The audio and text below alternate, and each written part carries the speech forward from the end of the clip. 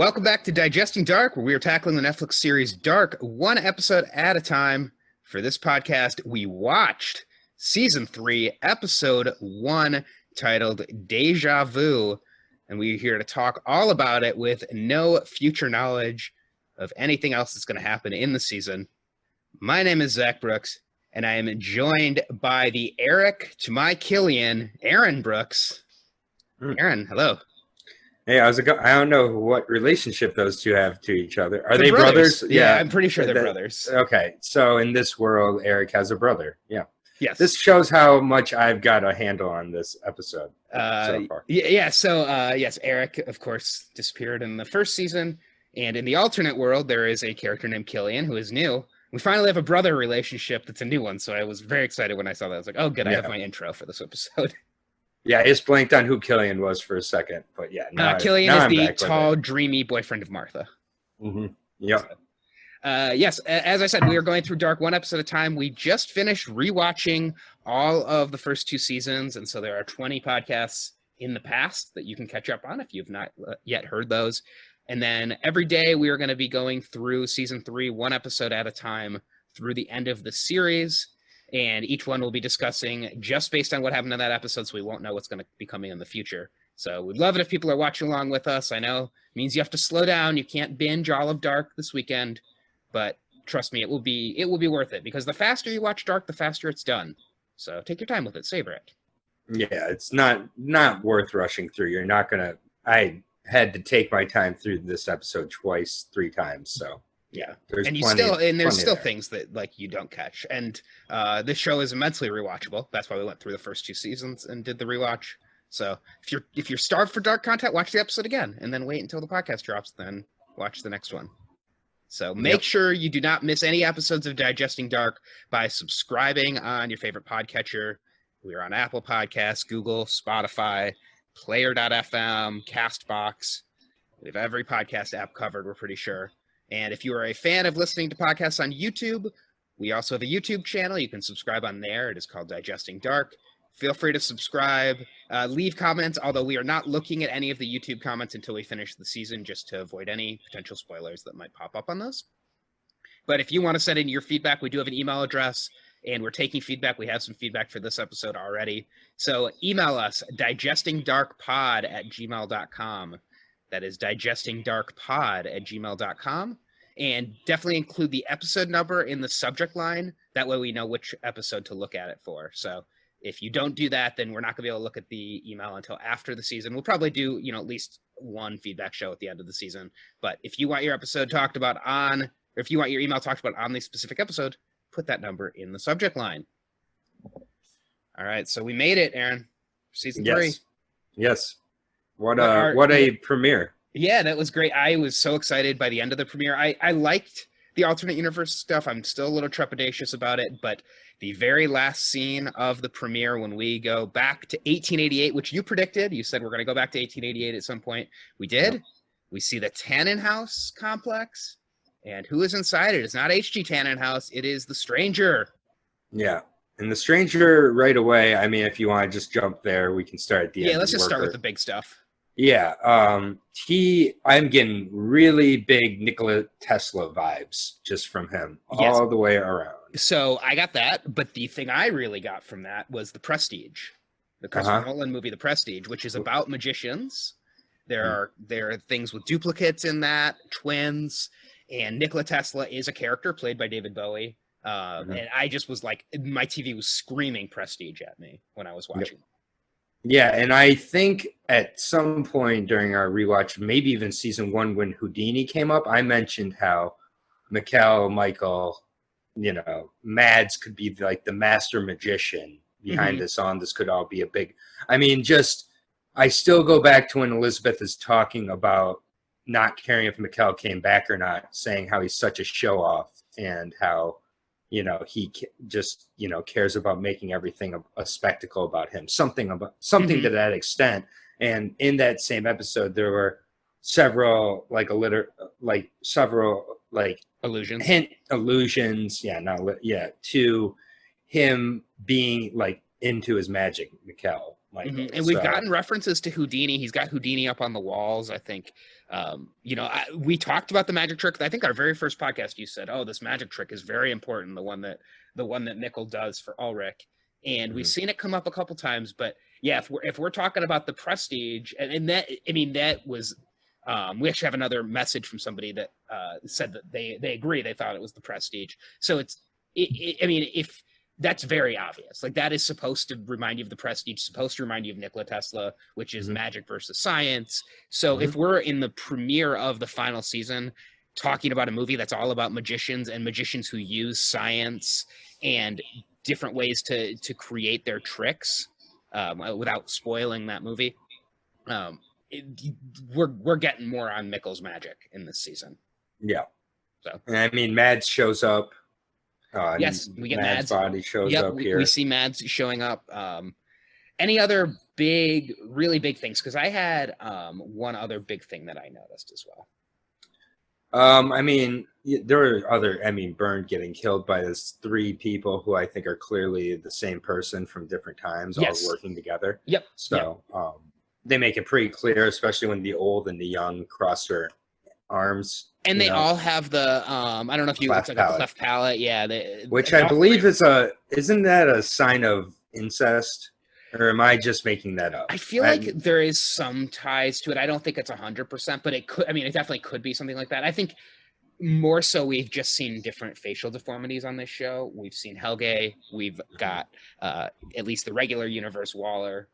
And now we have this. I wrote in my notes, I called them the 3 wise men. I don't know if you want to come up with a better nickname for them. We have Scarface as well, who has a facial scar. Yeah, this one's a little different though. Hers seem to have come from like war. Right. No, this seems like this is something from birth to me. And I did think the small one looked like Mads or Mikko. Okay. Yeah, I got the same feeling. I was like, this kid reminds me of somebody. That's maybe Mads. I don't know. Or just maybe a different version of that same kid. Maybe it's if there's but finally, like you see 3 of the same person from different times working together. It appears. Exactly. This is the first time we've seen that. Yep, we've seen the 2. We've seen it with Helge. We've seen it with Claudia. Obviously, seen it with Jonas. Seen it with Noah. But we've never seen the 3. And 3 is such an important number in this show. Even more so important because the 3rd season is the final season, which is not actually something I even put together in terms of the number 3 being important. Oh yeah, I put that together pretty quick. The other thing that I wrote down too is that I brought up in one of our early podcasts, like I went really crazy with letters and reflecting reflecting words. So if we're getting this world, and we're gonna get into the individual scenes, but this world is literally a mirror. Like the sets are reversed. There are lots of literal reversals and mirroring in this from the regular world. If this is the alternate world from the regular world, and the only character on this show whose name is the same forwards and backwards is Hannah. And they could have spelled Hannah without the H. They put Hannah with an H there, so it's a palindrome. I think that is indicating that Hannah is a very important role in this series. Yeah, but what is that indicating? So, like, I've agreed with you. I just don't know what that means. I don't think we know yet, but I think, if Hannah's name is Hannah reversed, it might mean that this is the same Hannah in both worlds, same consciousness, that she's going to be somebody who crosses over between worlds. We have a few characters who do, though. So, yeah. I don't know what it means, but I'm watching Hannah. Because she's pregnant here now. She's got what she wants, apparently, but yet still, the same sort of issues are mirroring around here for sure again. And then I'm sure you noticed the opening title that had the DAR backwards. Yes, so I was trying to remember if the R has always been backwards on the Netflix screen. The R is backwards even, and has it always been like that, or is that new for this season? I think that's new. I don't remember that. But even if maybe the R was backwards, that was indicating in the original world maybe it was slightly off. But in this world, that things are off this much more. And really, it could be that the R and the A could be backwards, because if the A is backwards, you wouldn't know. It's a lowercase a, I think.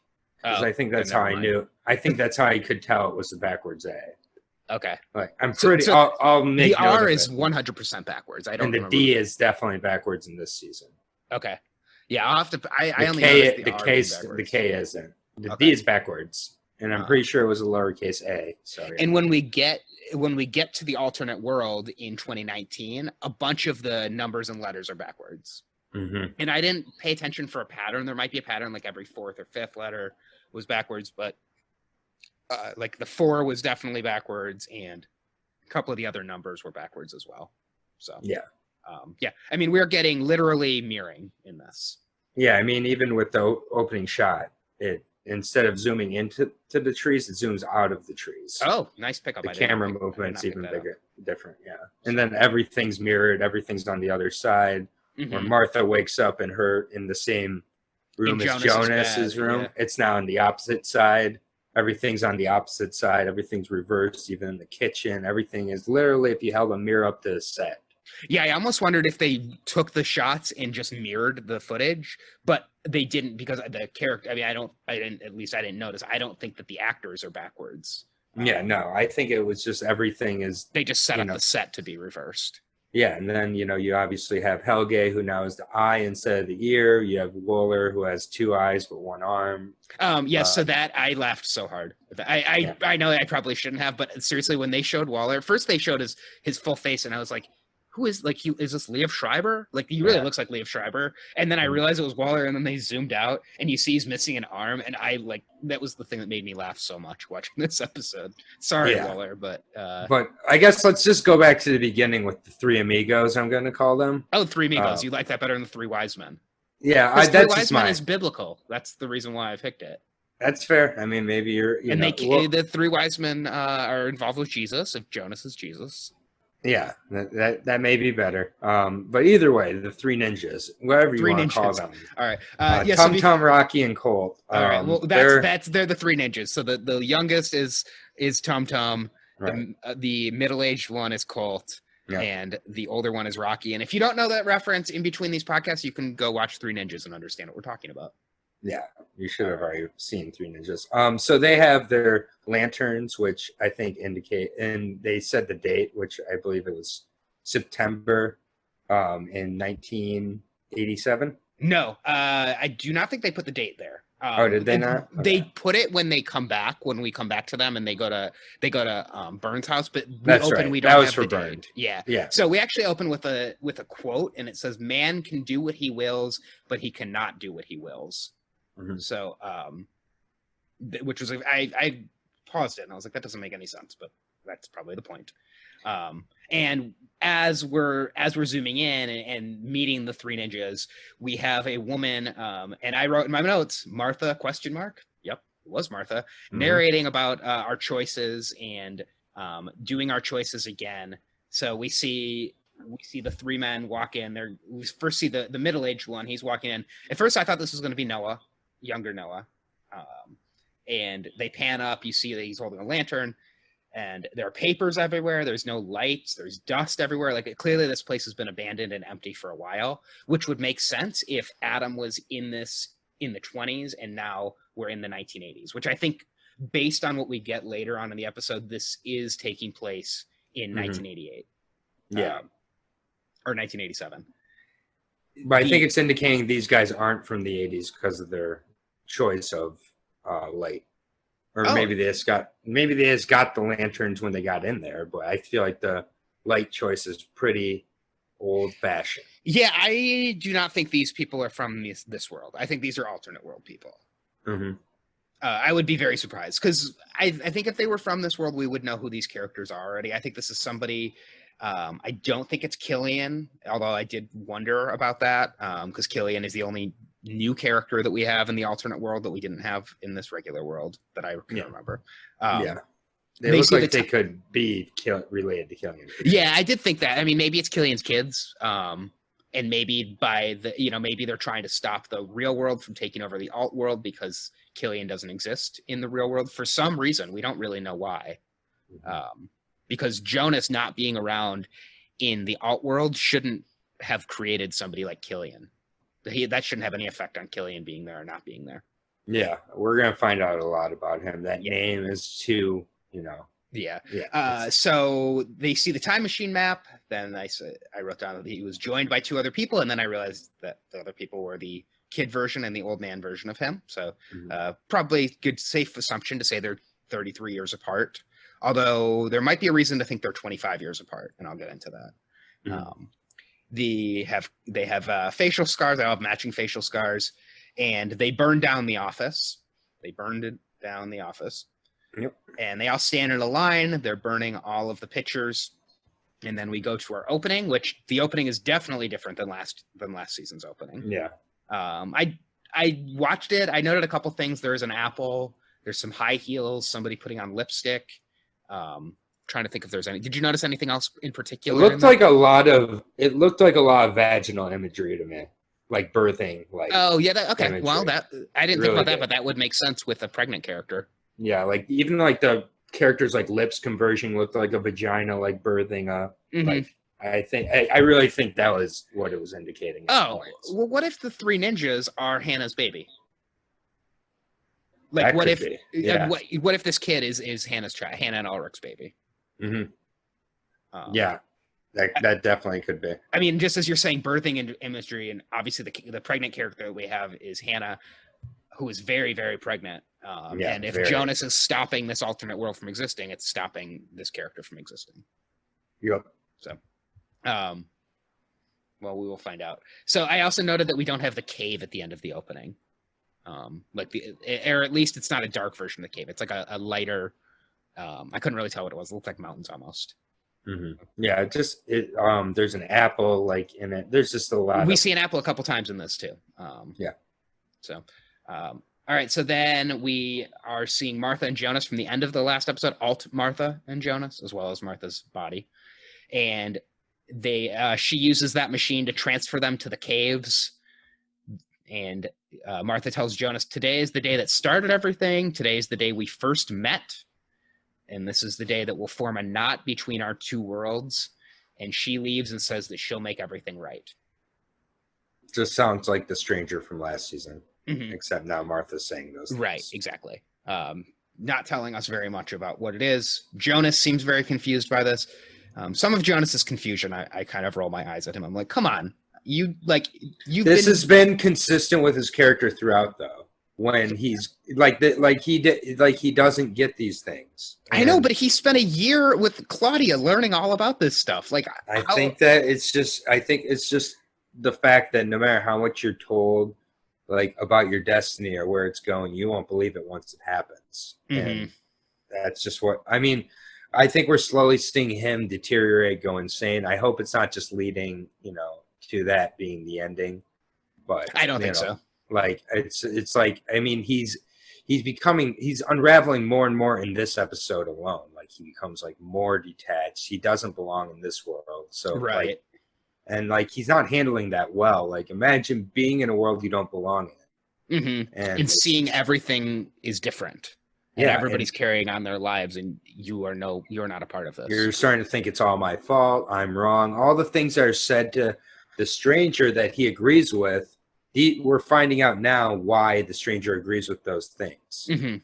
So, this all happens to a stranger that we've seen already. Hold that thought. I don't know if I believe that, actually. I think this might be different because of the last scene. Okay. So we'll when we get to the last scene, let's talk. I have a lot of thoughts on that, so we'll talk about that when we get there. So we see the date. It is November 4th, 2019. This is, of course, the same date that the show in season 1 started. I thought it was really nice to get that reflection back to the first season and the pilot episode, that's where we're starting. And, it makes me think that we might actually stay with Jonas in this alt world for a little while and get a couple of the days that we saw in the first season.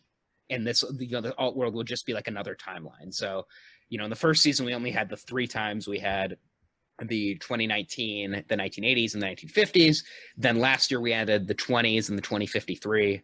And this season we're having those timelines. It looks like we're adding 1888, but then we're also adding an alternate dimension as well. So lots of different places to watch.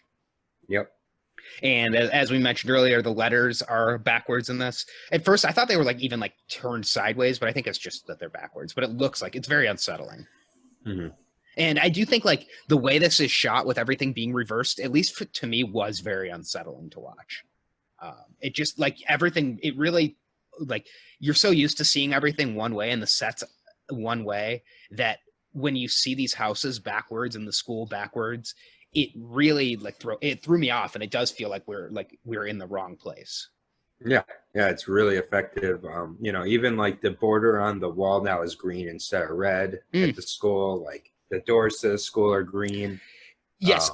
So I'd also noticed that this whole world is much darker, much more muted colors, except Martha and the barrels. That's it for yellow. Nothing else is bright in this world. Yeah.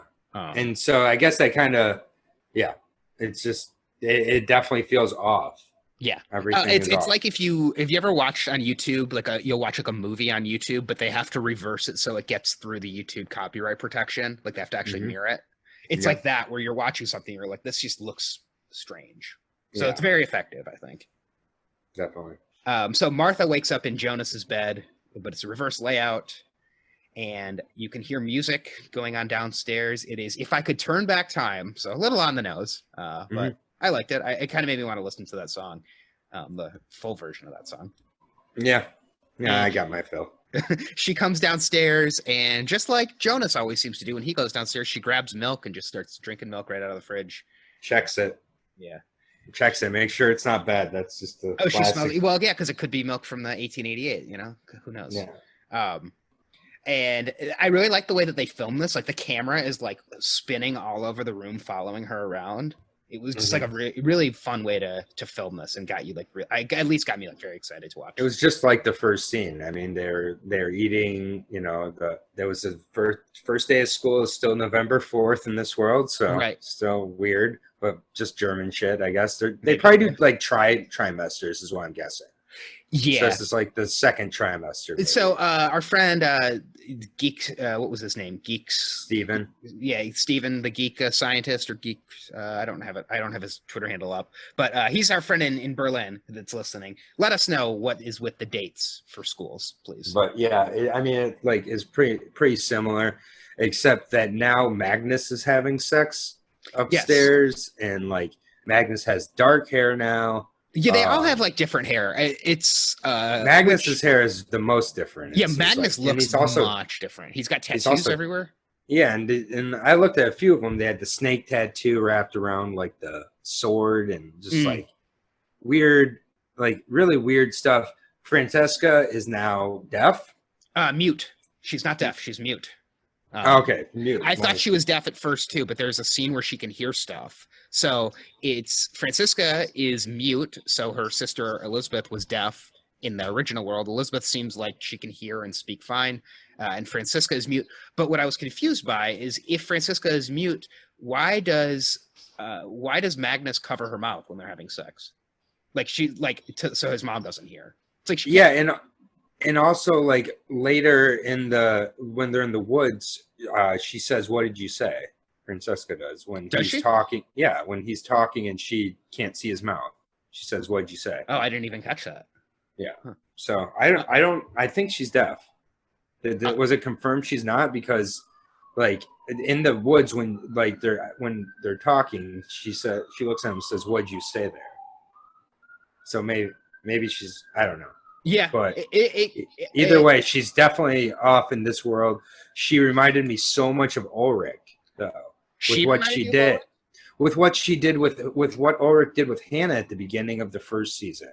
When he puts on his sweatshirt after they have sex, and he climbs out the window, it sneaks out. Yeah, like all the sneaking around, like it's just really weird. Yeah, I mean, Francisca and Magnus definitely. I mean, everybody seems different, but they seem like they're very different characters than before. We also have Mikkel downstairs eating breakfast. So Mikkel is in red flannel and a red hat. And he reminds me, I can't even think of he reminds me of like a character from, I don't know if it's A Christmas Story or like Home Alone maybe, but like, I don't know who it was, but it's that look with the red flappy eared hat and the flannel shirt. The cousin from the Vacation movies. Might be Christmas Vacation. I don't know. Somebody will know. But like he definitely had like a look to him. And I mean, they barely show him to the point where I wasn't sure if it was even the same actor. Like I thought maybe that this kid is named Michael, but it's not the same person. Well, it's interesting you noted that, because later when Jonas is asking where Mikkel is, and that the babysitter wasn't there, so you had to bring him with him. They say Mikkel's old enough to take care of himself and be at home on his own. So Yes. He is older in this world. Right. It's definitely older, which is a good way to write around the fact that Mikkel is like already was looking older in season 2, and we're now 2 years past season 1 stuff. So they had to write around that. So that was a good way to do that. Yep. And Katerina mentions that Mikkel has been having nightmares and he didn't sleep well last night. So again, we've got dreams and nightmares. And, the idea of deja vu, like a lot of times deja vu is like you saw this in a dream.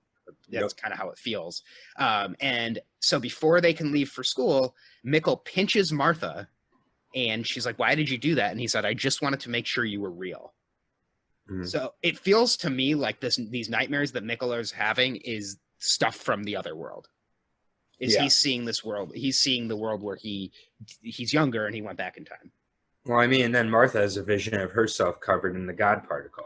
I wasn't sure if that was her or if that was somebody else, but that was her. Okay. And that, I think, again, these visions are from the prime world, we'll say. Also, Ulrich, they don't mention that he's not there, but Ulrich isn't there, and then we find out kind of through the clues that he was with Charlotte, who he's having an affair with in this world. Right. Well, yeah, but he's not even in the family. He's divorced from Katerina now. Right. Yeah, but Hannah wanted to. Yeah. Exactly. Yeah. Before we get to Hannah, because so Martha takes the yellow jacket, which is the Jonas jacket, basically says that it's going to rain, and Katerina says, just a reminder, tomorrow you're staying with your father, and Martha says that sucks. Yep. So, she says, that sucks. So they don't have a good relationship with Ulrich, it seems like, and Ulrich is now with Hannah. They show the family photo, which is now this family photo is torn. So much like we had the old Conwald family photo with Enos torn out, we have this with Ulrich torn out. And in that photo, we have Mikkel wearing that same red hat that he's wearing at breakfast. And it reminded me a lot of Elizabeth with that fox hat in the first season. Because it's just like, why would you wear that hat in a family photo? And Elizabeth does in hers as well. So then we go to Ulrich's house. So Ulrich and Hannah live in the old Nielsen house where Ulrich and Katerina lived. And Ulrich wakes up Hannah with your favorite line. Yep. Good morning. It's Sleepyhead. Good morning, Sleepyhead. And he mentions that the bakery line was long. It's the first day of school, which is the same thing that Ulrich said to Katerina when he was sleeping with Hannah. Yep. That's why I was all confused. Yeah. It's really easy to mix it up here. So this is it's really, really echoing the first season. Of course, we find out that he wasn't with, because I thought, okay, he must have been with Katerina in the morning, which is what Hannah seems to think too. It is not that. It is that he was with Charlotte, which adds a new dimension to Franziska and Magnus being together as well. Yep. And then Hannah stands up and she is very, very, very pregnant. Like, definitely we are seeing her go into labor this season while we're like, if we're following each day follows this alternate timeline, like we're seeing her go into labor very soon. So, congratulations to Hannah. She is expecting. Then we, at first I wrote down no power plant ? And then I realized they showed the power plant. So there is a power plant. But they showed the woods, and I didn't see the power plant where they normally have it. But then Martha's riding the bike and we see the power plant. We see a poster. So Eric is missing once again. So in both worlds, Eric has gone missing. So that lends some credence to what is going on with the chair and Noah. And there's definitely those same type of experiments going on. Jonas walks out of the cave and we see Martha walking into school. There is a ton to unpack with this entry into school, I think. Yes. So they walk in and Magnus says, welcome to hell. And she tells him education is our only way out of here. So that kind of echoes what Ulrich and Hannah have said about wanting to leave Winden. Also, I don't know if we even know this town is called Winden. I'm assuming it is, but we never actually heard anybody refer to it as Winden. So Could That's a even good be point. a totally different name. Bartos sees them, so it's like Professor Bartos, basically. He's got like this long flowy hair and he wears a scarf, and it's just kind of I don't know, very different than the other Bartos. Looks like he's in Harry Potter. Yeah, that's okay. Yeah, that's a good comparison. He does seem like a Harry Potter character. No, I've never seen a Harry Potter, but looks Yeah, like I mean, he'd be in that's like Harry what you would Potter. imagine a Harry Potter. Yeah, he's got Quidditch practice after school. Yeah. And Martha says to Magnus, "Are you sure you're not adopted?" Which is what Martha said to Mikkel in the first episode. Yeah. As they're walking, so you noticed this the first time you watched it. I didn't notice it till the second time. There are tons of, I would just say, monsters in the background. We have Grim Reapers behind them. We have people with like elk masks and antlers, and then we have the two twin girls from The Shining as well. Yep.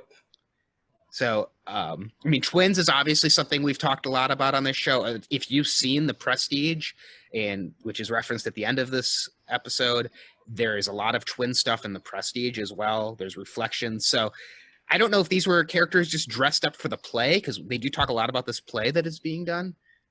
Or I don't think the Shining girls were in the Arendelle play. No, but yeah, I mean, but were they like 100% the Shining girls, or could have just been? They like were characters that 100% the Shining girls. Okay, so They why would the Shining girls be there?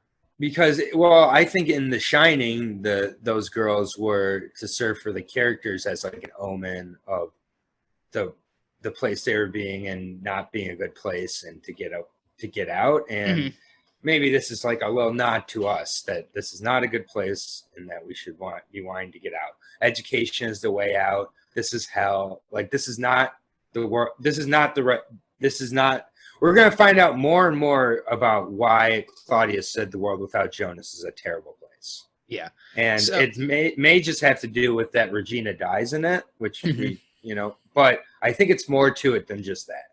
So you don't think there's any chance, because I was wondering watching this, like, what if the world we watched for the first 2 seasons is actually the alternate world and this is the correct world? Like, you don't think there's any chance of that, right? You think that's what this is like they're telling us? There could be that chance, but from Claudia's perspective, it's our perspective, which is that the world we were shown at first is the right world. Mm-hmm. So, I mean, it could end up, that could be the twist for the whole show, is that this is the correct world. Mm-hmm. But then that would just reveal that, I guess that confirms my theory then. So for my theory really to work that Jonas doesn't belong, it's that this world is the right world. That's true, yeah. So I guess then that would confirm my theory. Mm-hmm. Is that the key to this is that getting rid of Jonas, but how do you get rid of Jonas? The master key. The master key. Now that he's so interwoven into this world, how do you untangle that knot? Mm-hmm. It's like a knot within a knot. Yeah, I don't think they're gonna have spent 2 seasons in one world just to be like, oh, this is actually hell. The place that you want to be is this new one that we introduced in the final season. I think from a storytelling perspective, I don't think that would work.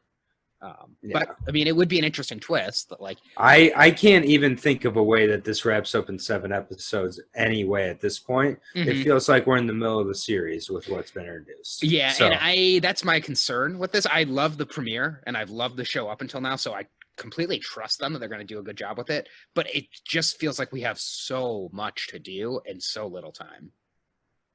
So I'm just going to reserve judgment on that. But with any other show, I'd be seriously having the red flags up at this point. Mm-hmm.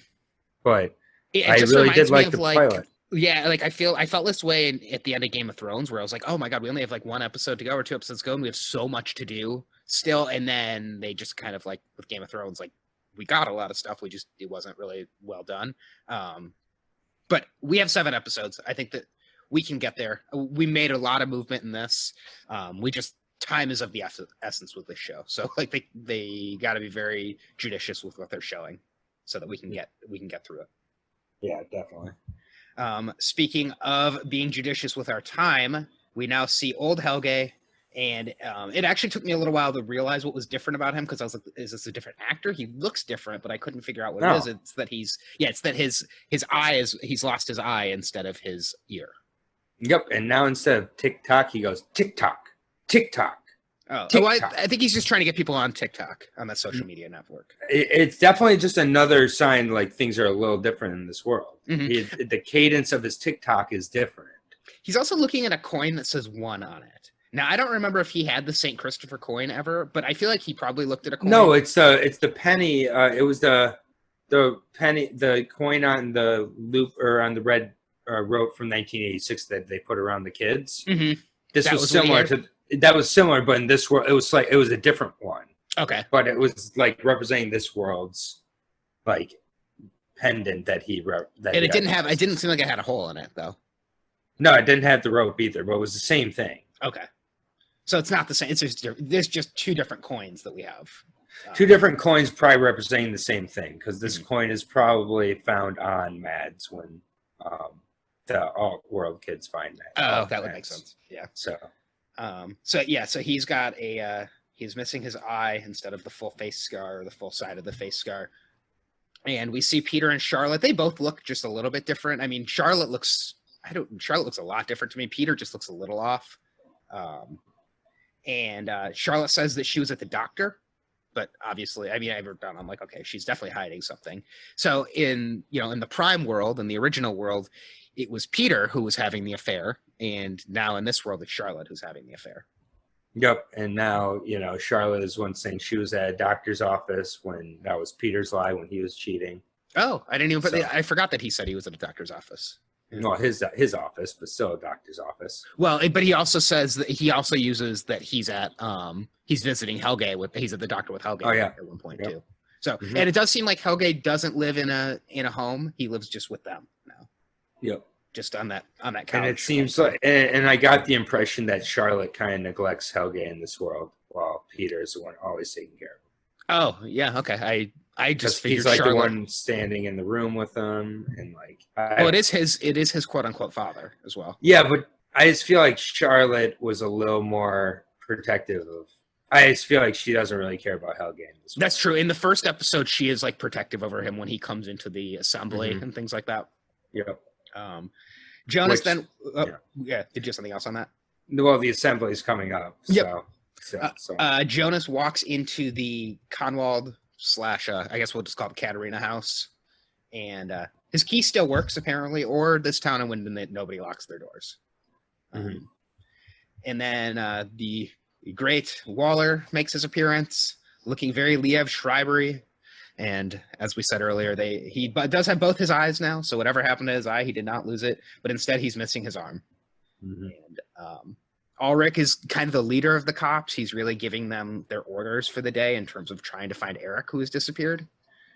Charlotte, he's going to go to the power plant and talk to Alexander. And we do finally get the name of the 3rd female cop that we've seen kind of time to time coming into the office. And her name is Janikowski. Sebastian Janikowski. It's perfect. Yeah, daughter of Sebastian. Yep. And Ulrich also says this is not the first time, which I'm not sure how he knows. I mean, maybe there's been other kids that have disappeared. Although I guess actually if Mads disappeared in this world as well, maybe that's what he's referencing. Yep. So Hannah, much like Katarina did in the first episode, finds hair on the sweatshirt and gives it a smell. Then we go back to school, and we have Bartos now giving the talk about black holes. It was, I believe it was Francisca in the pilot episode. Yep. So this is my question on the school. If this is the first day of school, why is Bartos, or even Francisca in the first season, giving a presentation about black holes on day 1 of school?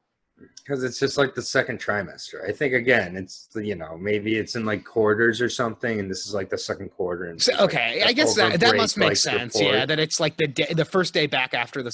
But even if it's after the semester, you would still. It's just weird that you would have. Maybe in Germany, it's like separated into quarters, and they have like assignments like over the quarter break that are due at the beginning of. I think we're looking. There's so many things to look into with this that the school schedule is not one of them that we're supposed to be. Right. I'm assuming. I'll give it a quick Google after this so we can learn about the Google. But again, I don't think we need to look too much into the school schedule. Okay, I guess I mean you're right. I just there's a lot of things to look into, but I don't think that's one of them. Yeah, the Geek Steve, that's his Twitter handle. So at the Geek Steve, give us some German context for this. What's going on with the school schedule, please? But either way, I think we can just trust it's like mid-break assignment or something. Okay, that makes sense. Okay, interesting. They're talking about black holes, of course, which really relates to what we're seeing on this show. Do you think there's any significance to Bartos giving this talk instead of Francisca, or it's just kind of random? I just think it's just switching roles a little bit. To be determined. I think this is such a setup episode that a lot of this will be revisiting, I think, in other podcasts coming back to. So yeah, I think for now, what we know about is what we know about, which is just that things are just different. Now okay. I don't think there's more to it than that, in my opinion. So then Jonas walks in right around the time when Bartos is talking about gravitational force to a new world. And gravitational force to a new world that's nothing as you know it is actually the phrase that he uses. And Jonas says that he just basically like pretends he's a new student, especially when he sees Martha. And Martha seems to not, like, she sort of recognizes him again, like the way you would recognize somebody that was like in Deja Vu, basically, or somebody who you saw in a dream. Which is so, and then at the end of class, Jonas goes and tries to talk to Martha. This is where I'm like, come on, Jonas. This is obviously not the Martha that you were just with, the time traveler version of Martha. And he's like talking to her like she is, and she has no idea who he is. Yeah. This version of Martha looks like Jennifer Lawrence also. I can see that. Yeah. I had a couple characters who I feel like look like other people. So, So then Killian walks in, who is, I guess we didn't even mention that Killian, we meet Killian when we're walking into school. And when they were walking to school, because we got so sidetracked talking about the twins, but Killian's brother is Eric, and Eric is the kid who disappeared in both worlds. I think that's why I just had forgotten it. I was paying attention to so much more when that was brought up. Yeah. So Killian is Martha's boyfriend. They are very PDA heavy. They make out all the time in the school. And they had said that they were going to go to the caves tonight. So much like we got in the first episode. Killian is going to be the one pushing them to go to the caves instead of Bartos. But yeah, so Killian comes into the room and sees Jonas and talking to Martha, and he's a little bit weirded out by who Jonas is, getting a little jealous, it seems. And then Martha leaves, but she leaves behind the book, which is the book for the play that she's studying, Adrian. So, and then the teacher comes and talks to Jonas as well. I don't really have anything written down. He was just asking Jonas. I guess Jonas asked him what day and what year it was, which is something we've seen with a lot of characters in this show. Yep. And then we see Charlotte and Alexander. They are in the power plant. Charlotte does not have a warrant or anything, any kind of request. She just would like to see the schedule of people who are working the day that Eric disappeared. And they seem to have like a okay relationship. She's asking Alexander how he's been doing, which we will find out is because he lost Regina earlier in the year. And Charlotte is saying that she wonders if possibly Eric made his way onto the power plant grounds. And Alexander said that's impossible because the door has been sealed for many years. Yep, and I wonder who sealed it in this world. Oh, I just assumed it was Alexander. Okay. Everything's different. That's not going to be the same. Yeah. So another actor that I felt like he looked like, I feel like Alexander looks like an alternate version of Ron Swanson in this world. Did you get that vibe from him at all? I mean, not so much. Okay. But I don't know why. I just he just reminded me of so that's the three. So it's Liev Schreiber, Jennifer Lawrence, and Nick Offerman were the three people that I thought they looked like. Interesting. Yeah. Didn't see that. Yeah. So Alexander is going to be worried about the cops coming and investigating the power plant. So he will be reaching out to Eric's father to take care of some stuff for him. Then we see back at the school, on the subtitles it said Martha's mom on PA. And I did notice that I kind of appreciated on the subtitles they didn't automatically tell you who characters were until they were actually revealed. Like even Martha, it just says woman at one point until Katerina reveals that it's Martha. Yep.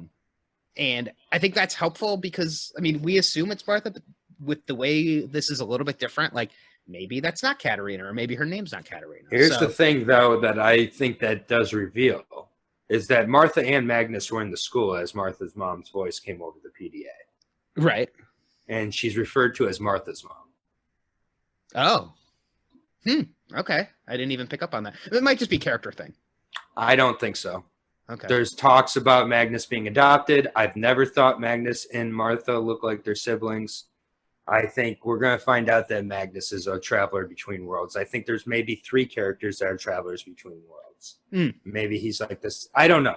There's something about Magnus, though. And Magnus was in the school. They could have easily said Katerina, principal. They could have said principal. What would she be now? I don't think we know.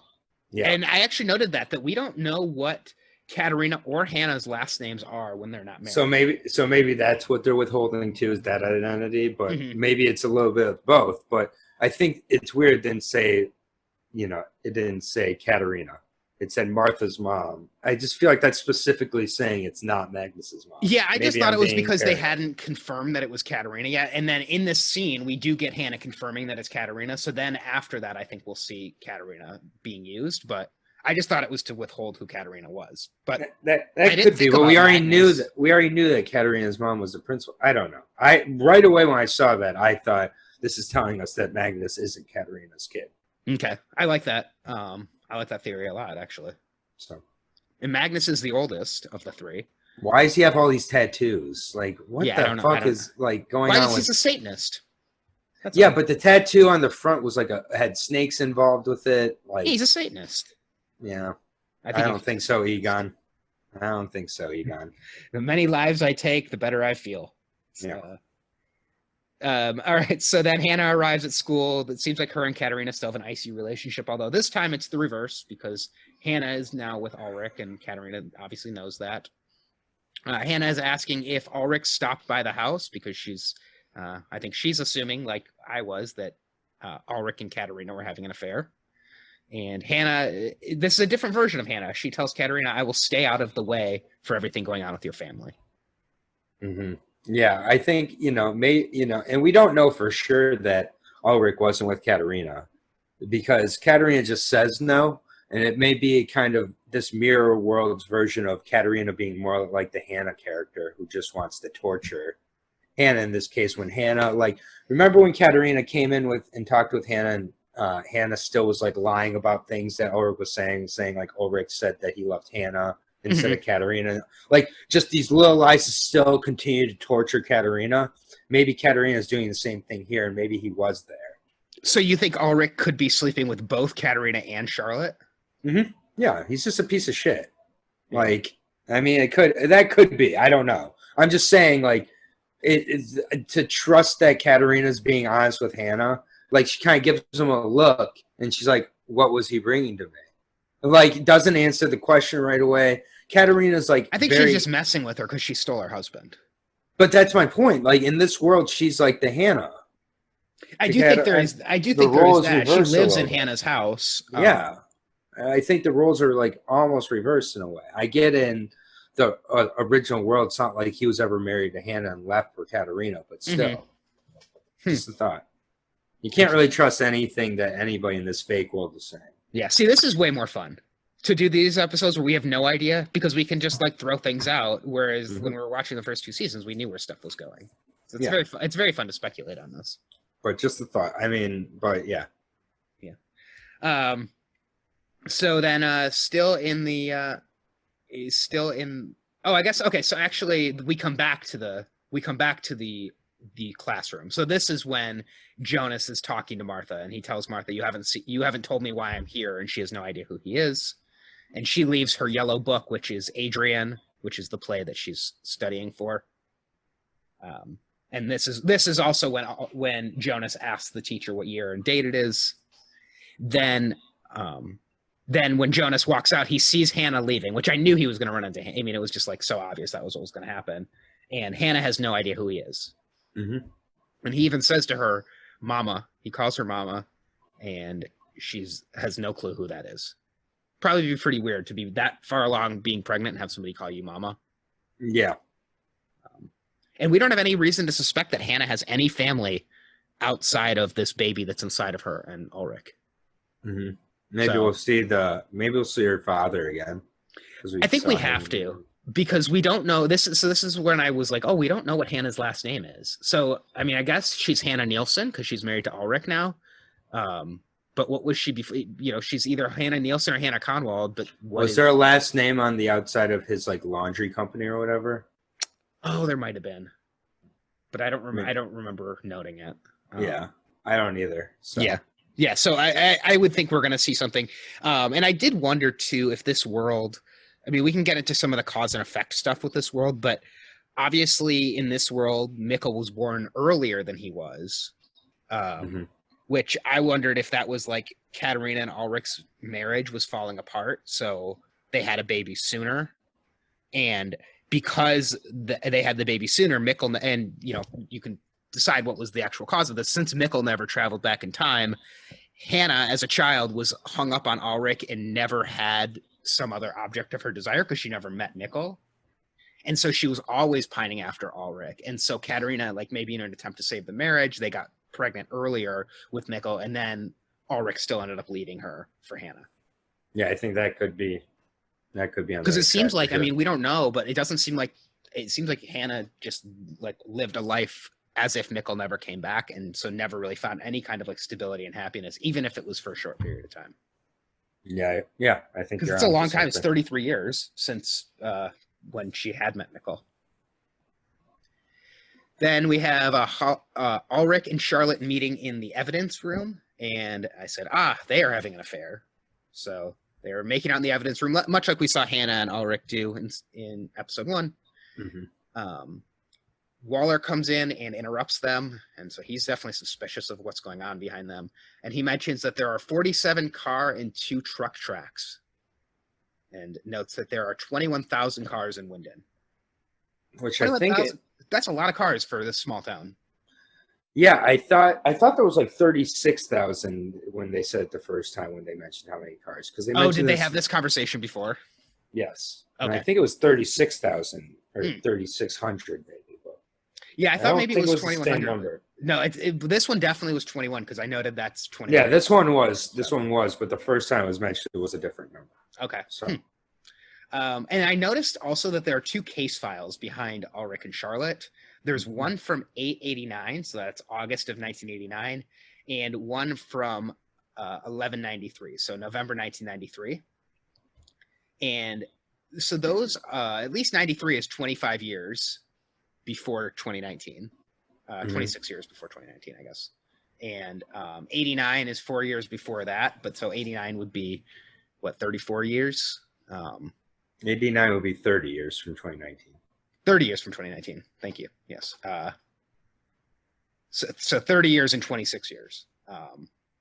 And then we get references to a couple other years, but I just wonder if those case files, those are the only ones with dates written on them. So I just wonder if that's the other dates when kids disappeared maybe, or something happened in 1989 and 1993, and if we're going to see those years. Yeah, I don't know. I didn't really think about that. Yeah, it really stuck out to me. Then we go to the play. We've got Martha doing her practice for the play. I wrote down some of what she said. She says, "Nothing changes. Everything remains the same. We spin round and round. One destiny is related to another. You can't untie this knot." And Jonas comes in once again as that's being said. And she references being ripped from her sleep, which we've had so many people who have had nightmares that I feel like ripped from my sleep is important. Mm-hmm. Yeah, I agree. And then Killian is apparently the other lead in the play. He has like a red paint over his face, like almost like a scar you would see over his eye. And he takes his hand and covers Martha's eyes. So we've seen so much of blindness, either people being blinded or the kids who are going through the time machine getting their eyes blown off. Mm-hmm. This just seemed very significant the way he covers her eye. Yeah, he covers her eye and covers her heart. Oh, I didn't realize he covered her heart, but yeah, I guess that would be what he does. Okay, that's significant probably. Mm-hmm. And then they talk about how they're going to go to the caves at 9 p.m. And Jonas goes to talk to Martha, and she says, "I don't know what you want from me, but I don't have it." And then Jonas starts asking her about Mikkel, and as he's describing Mikkel, he keeps saying Mikkel, and the subtitles start saying Michael. And I feel like he just kind of transitions from Mikkel to Michael. And showing that they're basically the same name also. Mm-hmm. Yep. And she has no idea what he's talking about. Yeah, so she doesn't know Michael Cronwald. No, she knows Mikkel, but she doesn't, and he's obviously not a Conwald. And it seems like there are, we'll get to this, but doesn't say that there are any Conwalds anymore.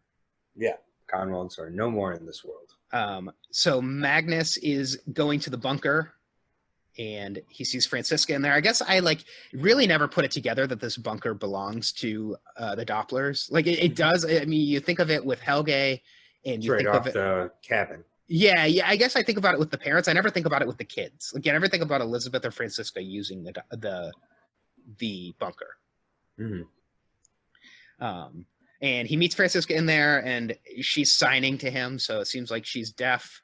But I think I put she's deaf. Oh no, she's mute. So there must be something in the scene where she can hear, or maybe she's just reading lips. Well, she's reading lips. I think she's looking at him as he's talking, and he doesn't sign, but she's reading his lips. Okay.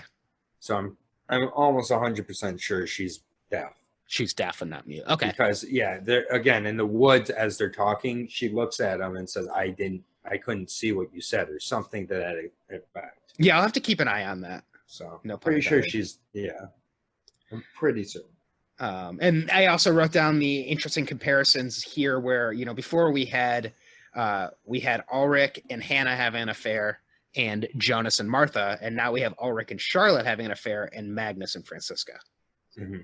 And they are very passionate with each other. If the theory is that they're both travelers, and these are the versions of them that have been together and were together in the other world, that might explain why they're just so sure of it. Constantly having sex. Yeah. Elizabeth then returns home, so she's wearing a red jacket, which was what Mikkel wore, and it made me wonder if instead of Mikkel disappearing in this alternate world, maybe Elizabeth disappears. That's a good thought. Yeah. Because she is with Helge before all this starts. Maybe Helge takes her or is involved, because she's wearing that same red jacket that you've pointed out so many times. Yep. And Helge is saying it will happen again. It will happen again. The beginning is the end. Yep. And Elizabeth is no longer a mute or deaf in this world. Nope. Yeah. And is a little bit older, but I think that's just because the actress has gotten older. I don't think she's meant to be an older character this time. So. Well, we'll see. Maybe she's supposed to be old like Mikkel. Maybe. Yeah. I don't know. We'll see. Yeah. I didn't get the impression, but it could be. I wasn't even questioning with her if it was the same actress, whereas with Mikkel, I still am not positive that I didn't look at the cast list, but I'm not positive that's the same actor. Yeah, he really does. They kind of avoided looking at him. Yeah, they don't show. I mean, he's wearing the hat, which covers so much of his face. Always going upstairs. He's like, oh, go. He's kind of like cousin, whoever the cousin from the Brady Bunch that you never see. Oh, I thought you were going with Cousin It. Cousin that would work too. Who was I don't know the cousin from the Brady Bunch. I want to say Cousin Greg, which is also Cousin Oliver. Show. It was Cousin Oliver. Oh, okay, lots of cousins. You could do a whole bracket of best TV show cousins. Cousin Greg, though, is the best. Yeah. Oh, he's so funny. He's hilarious. All right, so then we've got Jonas. He is in the graveyard, which is what we did see this graveyard before. So clearly I was way off when I said we haven't seen this church in the current timeline, because you can see that church in the background. Mm-hmm. I do think there was a point where I thought he was sitting out back. It was early in our season 1 podcast where I thought he was sitting out back of the Doppler mansion. And I think that was actually he was sitting out back of the church this whole time. Mm-hmm. So yep. Peter's priest. That's where the cemetery is. Yep, Peter is the priest. So Peter is in kind of the Noah role. And Jonas is looking for his father's grave, but he sees Regina Tiedemann died in February of 2019. Mm-hmm. And I also noted, I guess that kind of explains between the church and the fact that Noah is always dressed as a priest. That explains why Noah is going in and out of the church all the time, because that's where he's time traveling from. And it's just the Noah being a priest, the church being the time portal, was just something I really never put together. Just because I'm always looking at something, it's like when you're looking at an elephant, you only see one part of it. You got to put all the different pieces together. Yeah, well said. So, all right. So then Jonas is asking Peter about Michael Conwald. Of course, he doesn't know Michael Conwald. He says that there is a Daniel Conwald who died in 1964 that is there. So this is when I wrote down these years, because 1964 is 25 years before 1989. Which is 30 years before 2019. Yes. And also 1964 is 29 years before 1993. And 1993 to 2019 is 26. So I don't know if there's any pattern to the way these, but it's just like 3 years that we're seeing spaced out. So what's 64 to 2019 is what is that? 56 years? 55 years. Mm-hmm. So yeah, I don't know. I feel like the fact that they said he died in 1964 has got to be significant. And of course, Daniel Kahnwald was Egon's partner in the 50s. We did see him a lot. He's only identified like once or twice as Daniel Kahnwald. And if he died in 1964, does that mean he didn't have Innes? Because we don't see Innes, and she's the only other Kahnwald that there would be. I mean, 64 was the end of the Kahnwalds. Right, if he didn't have Innes. I mean, Innes could be, because Innes was in her 30s in the 80s, so I would assume Innes was born before. Yeah, Innes was a little girl in 57. So Innes would be alive unless Innes was also never born. Which, why would that be? But I mean, so much random stuff has changed. Yeah, so, but it doesn't seem like Peter knows of Innes Kahnwald. Mm-hmm. So. And this is when Jonas puts together, he realizes that he is here so it doesn't happen. And Peter mentions that he thinks he's seen Jonas before. Now, do you think that's just like in a dream, like the Deja Vu thing, or do you think it could be something else? I think it's just kind of another homage to Deja Vu, but I think they probably met somewhere else. I wondered if either Jonas ends up time traveling at some point in this alternate world and interacts with Peter at a younger age, or if Peter interacted with the stranger, and because the stranger looks like Jonas but not enough that it is Jonas, that's why he feels like he's seen him. Could be that. Yeah. And then I put weird zoom cut. I don't even really know how to describe the way that they do this transition, but I think like the focus really things. Yeah. I guess that's a good way to put it. Yeah, it reminds me a lot of the effect they use when Charlotte and Elizabeth touch, and when Jonas and Helge touch. So it's because it kind of like zooms in, zooms out really quickly.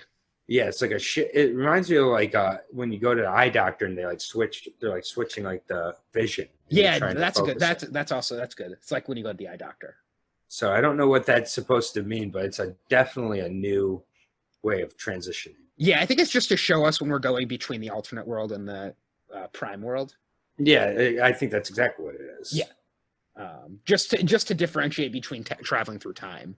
Because even when they use the machine, the way that they disappear with the machine with Jonas and Martha at the beginning of the episode is different than when characters travel in time. So it's just to really make sure you know, like, which is helpful. I appreciate those clues that we're traveling to a different world versus traveling in time. Yeah. And so we see the three ninjas walking to the mansion, and this is where we get the date, September 21st, 1987. So we are now, we were in June of 1987 when we were in the 80s in the last world. So the last that we saw of the 80s was when Egon died and Claudia disappeared. We're now, a couple months after that, September 21st, 1987, and they're walking to the Doppler mansion. Bernd is there. He is he's still in his wheelchair, obviously. And the kid is the one who walks in, and the kid asks he asks Bernd for the master key to the plant. Yep. And Bernd won't apple. Yeah, Bernd won't give it to him. Yeah, he grabs an apple, and he seems like very interested in this apple. I don't know if it's just to, but it's like the way that they focus on that. Like it's like almost like he's never seen an apple before. No. I think it was just supposed to be like symbolic for like the forbidden. I think it's just like another like foreboding character eating an apple as they're trying to get access to something they aren't supposed to have. Like what we got with Noah. Mm-hmm. Yeah. So Bernd says he's going to call the police, but before he does, Colt of the three ninjas, so that is the middle character, he has a wire and he strangles him. And he says, "Nothing is free, no breath you take, no action, no word, no pain, an everlasting miracle of oneness." So, yeah. Quite the sermon that he gives as he's killing him. Yeah. And this is also where you pointed out that the kid and the old version, they kind of cross arms exactly identically, just indicating more that these are the same characters. Yep. And this is where, like, when he's talking about nothing being free, this is where I really got the impression that these were people from the alternate world, and they were trying to live, and they feel like the people in the main world have been stealing their life from them, and they're trying to get it back. Yeah, it's kind of just the ultimate battle of both worlds, feeling like they're the world that belongs, and the battle between them over time and worlds too. Mm-hmm. And I mean, it really adds some nice complexity to it if these characters are Hannah's kid, and so it's the two versions of Hannah's child that are doing battle. Yeah. Yep. I like that. So that is all we get from Burned. I am interested because so we know that Peter comes to Wyndon in 1987, and we haven't seen Peter come to Wyndon yet, and I wonder if Peter comes as a result of Burned being killed, either to like take care of Helge as like a caregiver or for some other reason. But I have a feeling that we're going to see Peter arriving in Wyndon in the next couple episodes, and he arrives at this point. Mm-hmm. I think that's true, definitely. Because Helge, at this point in 1987, he's in the hospital after he had that car accident in season 1 where the old version of him tried to kill himself. Yep. Then, so now we go back to the alternate world. We have Eric's dad. He is filling the trailer with the God particle from under the power plant, or whatever is in those barrels in the alternate world. The only other yellow we see outside of Martha is those barrels. That may be the consistent thing between the worlds. Mm-hmm. Yeah. So, and then we see Martha biking in her yellow raincoat. It never rained that day, even though she said it was supposed to. Mm-hmm. And she goes to the bridge. The bridge looks a little bit different to me than it did in the regular world. And as she's there, Jonas approaches her, and he says he uses his classic line about it being deja vu or a glitch in the Matrix. Mm-hmm. Now, in the pilot episode, in the first episode, he says that line to Mikkel, not to Martha. Mm-hmm. Okay. But we're still getting flashes to that conversation. Then Magnus and Franziska and Bartos show up. Jonas is surprised that they didn't bring Mikkel. And this is when, as you mentioned, Magnus says that Mikkel's old enough to take care of himself. Mm-hmm. And so there is no Mikkel. And Jonas, again, is like surprised. He's like, no, that's not how this is supposed to happen. This is supposed to happen that Mikkel is there and he's going to go away. Mm-hmm. Then we see Ulrich going to the parents' meeting, or he says he's going to go to the parents' meeting. He invites Charlotte to go with him. And Waller just stares at him. Yeah, says he's going to give her a ride. Yeah, he offers to invite Charlotte to give her a ride. And Hannah is back home, just by herself. And then we see Killian. Oh, so Killian also came with the other people to the caves. So Killian is asking why Jonas is there and asking if Martha invited Jonas. Bartos brings up that Nostradamus predicted that the apocalypse would be this year. And Magnus says he's glad he's got a girlfriend with a bunker. Mm-hmm. Jonas arrives at his house. And so Hannah, when she arrived, obviously she's at the old Nielsen house. Jonas arrives at the old Conwald house where he used to live. And this is when he walks in and walks up to the attic. He's the only one there besides Mikkel. And he opens up the attic, which is where Michael kills himself. And that is now Mikkel's room, and Mikkel is sleeping there. Mm-hmm. So just sleeping through all of this. And I also noted that when he sees Mikkel, this does actually look like the same actor, at least on the second time. But it's still very dark. It's hard to tell for sure. It could definitely be a different actor. The kids walk to the caves, and Magnus starts telling the story of the cave monster. He says 100 years ago, they did experiments in the cave after the war. And Martha asks what kind of experiments, and before she can get an answer, the lights start flickering. Yep. And then there's running. It's very similar to Bartos telling the story of the drowned woman in the lake. We've got Magnus telling the story that is actually something that we've seen, which is the monster in the cave. Mm-hmm. So I'm assuming that story is referring to the what we saw at the beginning of season 2, with the character that's probably Bartos being killed. Yeah. Well, I mean, also, yeah, exactly. I guess it could just be time travelers in general coming in and out of the caves. Mm-hmm. But the fact that they say 100 years, nearly 100 years ago, that would be the 1921 timeline. Mm-hmm. It's true. The lights start flickering and they all get freaked out. They hear sounds. and they start to run. Martha falls, and we do see on the captions that somebody is yelling for Martha. A woman's voice is yelling for Martha. Mhm. And she looks up and sees a covered body of somebody. You said that's the God particle covering Martha. Yep. Do you think that was the God particle covering this version of Martha, or Prime Martha, or don't you know? It looked like Prime Martha, but maybe it's that all the different worlds, they're still connected. So maybe I don't know, but it did look like Martha in a white dress with the God particle on her. Yeah. And so the other time that we've seen Martha in a white dress, well, we've seen her in a white dress a couple times. The party that her parents had, but also the play. She's wearing a white dress in that play, and in this version of the play, she's wearing a black dress. Yeah, and it switches from black to white. So I think she has the white dress under the black dress in the play, because at one point she sheds the black dress and is wearing the white dress. Oh, I couldn't remember if it was that or if it was if she shedded the white dress for the black dress in the play. At least in the first or in the second season, it was the black dress being shed for the white dress. But in this world, it could be the white dress being shed for the black dress. So it makes sense if they reverse that. Yeah. As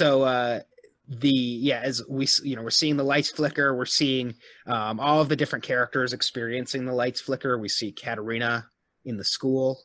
The lights are flickering. Ulrich and Charlotte are in the car, and the lights are flickering. The birds fall onto the car, although I didn't notice that Charlotte seemed as interested in the birds falling this time as she did when she in the other world, although we didn't see her for very long. No, but Ulrich is again with his fairy during the a time travel incident. And good point. The birds falling down. Now it's with Charlotte. With Charlotte, and we see Eric's dad moving the barrels as the lights are flickering. Killian shows up and rescues Martha. So this whole scene when they're running away from the caves is very similar to in the first season, except what happened in the first season is that Jonas falls down and then Mikkel disappears. This time Hannah falls down, but Killian actually shows up and rescues Martha, and nobody disappears. Yeah, I was expecting Killian to disappear here. It was like Jonas was like, that's what Jonas was going to do to get rid of his new competition. That would have made a lot of sense. And the kids all run to the bunker, so this is different. They didn't run to the bunker though. No, they definitely didn't run to the bunker the first time. And of course, in the original timeline, we had Trante and Peter were in the bunker, and Mads fell through. This time, the kids are in the bunker, and Mads fell through. Yep. And I wasn't sure, but I mean, they obviously have the same last name as Mads Nielsen when they realize. It didn't seem like they were like, oh, this is the same name as our uncle who disappeared when our father was a child. He's not from this world. But, I mean, he might be. I mean, this could be the same Mads Nielsen as disappeared in the alternate version of the 80s. Because Ulrich did mention that this has happened before. That's true. Yeah, I don't know. I mean, they at least should be like, this guy has the same name as us. But, I mean, yeah, he had his school ID said 1973 now. What did it say the last time? Did it say 84? Didn't he disappear in the 80s? Yeah, but I wondered I thought that was just his birthday. Because if it was 73, that would make him about 10 years old. Oh, yeah. Yeah, you're probably right. Yeah. But yeah, so I'm sure we'll find out more about that. But, this is a version of Mads, either from the real world or from the alternate world, who's showing up in the bunker, just like what happened in the real world. And then we have an old woman approaching Jonas outside the house. Of course, we all realize it, as does Jonas. This old woman is Martha. And she says, I've waited so long for this moment. And she kind of spells everything out. She said, in this world, Mikkel didn't travel back. He was to become your father. But in this world, everything will still fall apart, just like in your world, again and again. But this time because of me. So, is it that the only way out of this is for both Jonas and Martha to cut themselves out of this knot? Be very Romeo and Juliet like ending. Yep, that's what I was kind of where I was thinking too. If they both have to die at the end in order to save the rest of the world. Yeah, I could definitely see that being the case.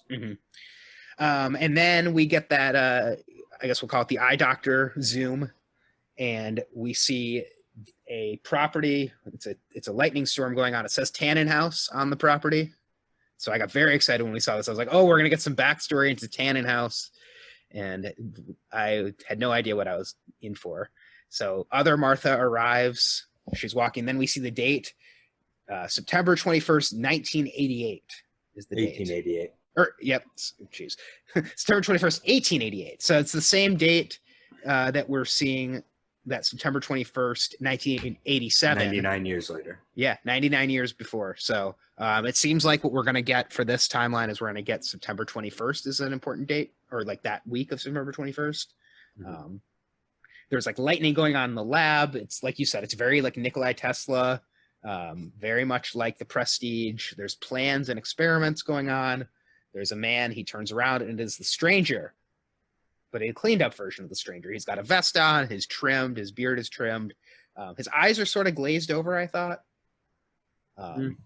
Yeah, I think he's just more and more traveling as it's going on.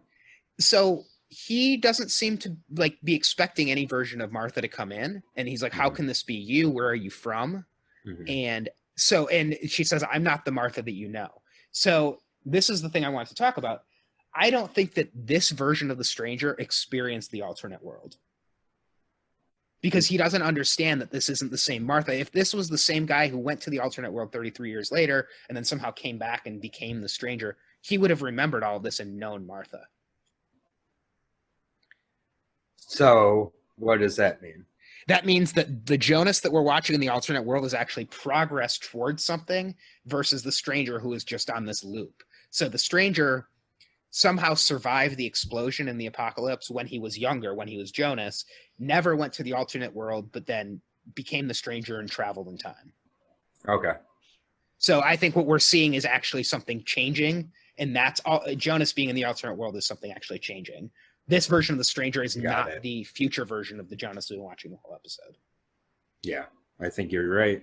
Because otherwise he would have known her, and he doesn't know her. Because when she's like, I'm not the Martha you know, she doesn't want to kiss him. He doesn't seem to understand. I mean, once again, it's Jonas not understanding something, but he doesn't seem to understand it. Yep. So I think you're right. And Martha says that she came here to help you find the origin, the beginning of everything in your world and in mine. So, yep. So still the question, when is the beginning? Yeah. The beginning? I do think that the Stranger, so we're seeing the Stranger at this age in 1888, and I would imagine that this version of the Stranger is he'll probably travel some, but he's gonna grow from this point to becoming Adam. Because if you add 33 years on to 1888, you get 1921, and he would be probably the same age as Adam at that point. Yep. So, and he looks like he was burned by electricity. Oh, interesting. I didn't notice any scars really. I was looking for that, but because I wondered if there would be some signs of that. Yeah. And I would imagine that Magnus and Francisca and Bartos, this is the Stranger, obviously. So this is the guy who traveled back in time at the end of the last season. So those people are probably all there with him as well. Yep. I think he's been in there long enough to like set up shop, but probably like 6 months. He probably traveled back to June of that year, and in the 6 months they set everything up, I guess. Yep. Also, I think this makes it very interesting in terms of if he's going by the name Tannenhouse, that's like his alias. That would mean that at some point the Stranger is going to end up being HG's father, I would think. Yeah, I thought that too. So, and where did he get the name Tannenhouse from? From interacting with HG Tannenhouse when he was traveling through time before this. Yep. So it's another bootstrap theory. He never would have had the name Tannenhouse if he didn't. HG is a bootstrap. Yeah. So, I mean, what is, who is the mother of HG? It's got, that timing would work out just about perfect, right? Because if he has, well, no, I guess it wouldn't exactly. Because from 1888, if HG was probably in his 40s in the 55 timeline, so he would have to have HG, like, not quite in this year, but, 20 years later, probably. Yeah. Well, then he'd have to have time traveled. Yeah. But he could have been, Adam has HG. Yeah, he could have also time traveled. But I like to think that HG is the son of a version of Jonas. And we had no idea we were watching. When we were watching HG, all the times that HG and the Stranger were interacting, it was actually father and son interacting. We had no idea. That makes sense. And what if the mother of HG is Claudia? Because the Stranger / Jonas and Claudia work together so much, and they're about the same age at this point. Yeah. So they are the parents of HG, because they're the two that interact with him so much in that shop. And that really ties just about every that ties every one of the families together. Makes the Tronte Claudia affair even more screwed up. Why is that? It adds another it just like adds another. Well, because Tronte and Jonas are related. Exactly. Yeah. It just further complicates. But yeah, if Claudia and Jonas are the parents of HG, so HG is the adopted grandfather of Charlotte, so you wrap in that one. So you got the Tiedemans, and then Jonas is both Conwald and Nielsen. So that really ties everything together. Yep. So yeah, I was so excited when I saw the Tannenhouse Prestige stuff. Yeah, I think that was my favorite part of the episode too. Yeah. All right, so we've got some feedback that we can go through, and we got to do MVPs. And then starting with this, what we'll do is all I know is the name of the next episode. I think based on just the name of the next episode, we can do some predictions. Okay. That can be a new thing that we can add to this podcast. All right, so let me just pull up feedback that we've got. So John wrote in, and he said, you guys were right about a lot of the stuff that shows up in the first episode that you were predicting, including colors. I don't know if you noticed, but the colors in the world are very dark and ominous and lose the vibrance and the overall tone from the original world.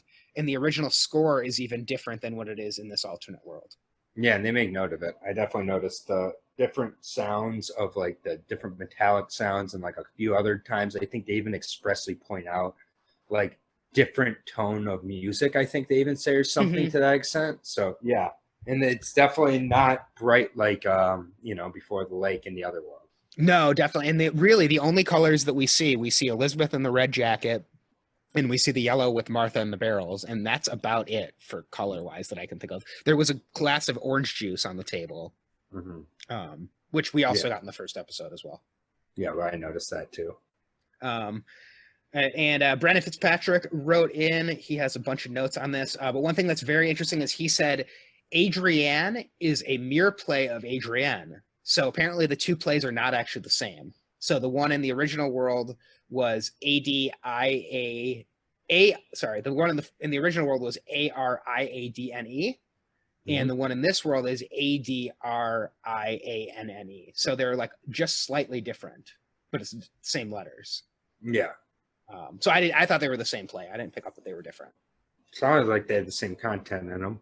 Yeah, I mean, it definitely seems like there was something with monsters going on and removing threads. Hell, elaborate. Yeah, and the red thread was in both of them as well. And he references. He says, "Old Martha, should we be calling her Eve?" If it's going with my theory, yeah. Yeah, I mean, I think that makes a lot of sense. That we have Adam in the prime world and Eve in the alternate world. Adam and Eve, Romeo and Juliet, whatever perspective you're looking at. Well, and if the end is the beginning, if Adam and Eve were the first two people, and if the end is that they become Adam and Eve, the end of becoming the beginning would make a lot of sense. Yep. So, we also got feedback from somebody else, and I don't have it written down, but it was basically about how. This is not about this episode in particular, but it was about how when characters travel into the past, they often meet their family as the first person they meet, right? So we've got when Ulrich travels back to the past, the first people he meets are Agnes and Tronte, his grandmother and his father. When Jonas travels to the past, the first people he meets are Hannah and her father. So his mother and his grandfather, which we did note those. And then he also noted that even when the kids travel, that Magnus and Martha, when they travel, they see Ulrich in the cop car driving past them. So they see their father driving past them. They just don't realize it. And he also noted, so he said he used the eye emoji, and he said, so what about Alexander? When he's traveling, the first person he meets is Hannah. Or potentially traveling. When he's running, we see him. The first person he meets is Hannah. Yeah, exactly. So what relationship do they really have? Right. Which adds a really interesting spin on Hannah massaging him and blackmailing him if it turns out that maybe Alexander is her son. And so maybe that could also be, that maybe she's pregnant with Alexander in this world. So it will be very fun to see who she's pregnant with, because it's got to be somebody important. Yeah, I agree. And then Brett also said something in about the French delegation. So again, not about this particular episode. He said the French delegation might be important because they are actually major users of nuclear power in the country, invested heavily in it in the 1970s to secure their own power as a defense measure. Maybe the French were meeting with Winden to show how it could be operated better and to make improvements. So that kind of explains what the French delegation could be. It's a little good, some good context with that. Definitely. So, if you do have feedback for us, the best way to get it to us is to email us. It is digestingdarkpod@gmail.com. Just put the episode number in your subject line. That way we know to look at it. That's where we're really going to be checking for feedback, just because, just to try to avoid anything. I have a lot of hashtags and stuff muted on Twitter, and I'm not looking at the YouTube comments. So at least while we're in the middle of this season, we're trying to avoid that. Yeah, definitely. All right, so MVP. I was thinking with MVPs for now, if we pick somebody as the alternate version of that person, we'll calculate it separately and just see if they end up being somehow related, we can combine them at the end. But I think since people are so different, if you gave alternate Magnus an MVP, I don't think that should count towards regular Magnus just yet. Okay. So my MVP for this first episode is going to be the Three Ninjas. Okay. I think that they're the only, them and Killian are the only new characters introduced. I'm not that interested in Killian. I'm Team Jonas. Mm-hmm. So fuck Killian. Asshole. Three Ninjas, they burned down that. We're going to find out why that's significant. I think the burning of Adam's old office and everything. Oh, for sure. Like that.